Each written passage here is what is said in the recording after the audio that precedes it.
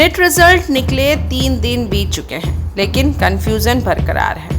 Net paper leak और net result 2024 में गड़बड़ियों को लेकर उठ रहे सवालों ने लाखों बच्चों और उनके पेरेंट्स को परेशान कर रखा है।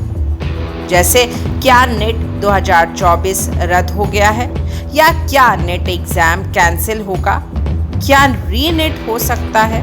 मामला सुप्रीम कोर्ट में है। कोर्ट क्या फैसला देगा, आप इसे एक पुराने मामले से समझ सकते हैं, जब मेडिकल एंट्रेंस एग्जाम स्कैम पर एससी का जजमेंट आया था। इस बीच सरकार नेट पर प्रेस कॉन्फ्रेंस भी कर रही थी। ये बात है साल 2015 की। तब नेट यूजी नहीं हुआ करता था। एमबीबीएस, बीडीएस एडमिशन के लिए नेशनल लेवल मेडिकल प्रवेश परीक्षा AIPMT all India pre medical test हुआ करती थी। CBSE AIPMT का आयोजन करता था। पेपर लीक की खबर फैली थी। आरोप थे कि कई एग्जाम सेंटर्स पर इलेक्ट्रॉनिक डिवाइसेस के जरिए स्टूडेंट्स को कन्वेंशन पेपर के आंसर्स भेज दिए गए थे।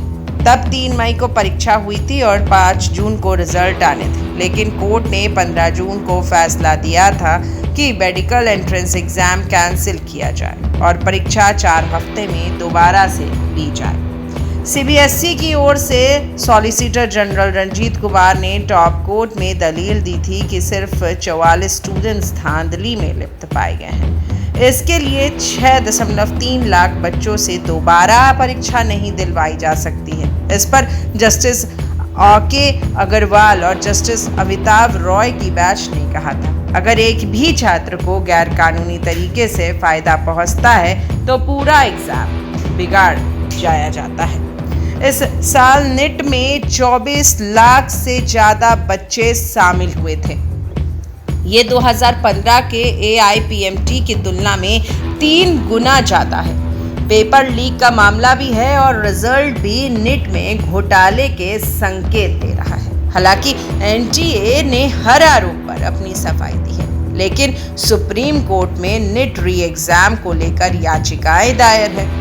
कोर्ट ने जुलाई में सुनवाई करने की बात कही है, लेकिन एक तब और अब एक अंतर है। तब रिजल्ट पर रोक लगा दी गई थी, इस बार रोक से इनकार कर दिया गया था। कोर्ट का फैसला आखिर में क्या होगा, ये तो सर्वोच्च न्यायालय ही बताएगा।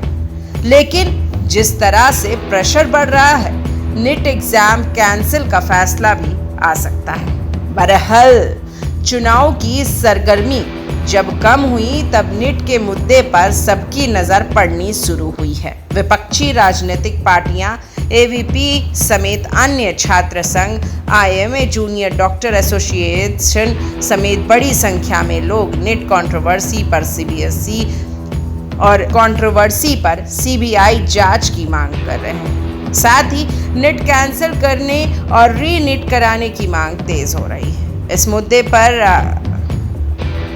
आज भारत सरकार उच्च शिक्षा विभाग सचिव NMC ऑफिस में प्रेस कॉन्फ्रेंस करने वाले हैं।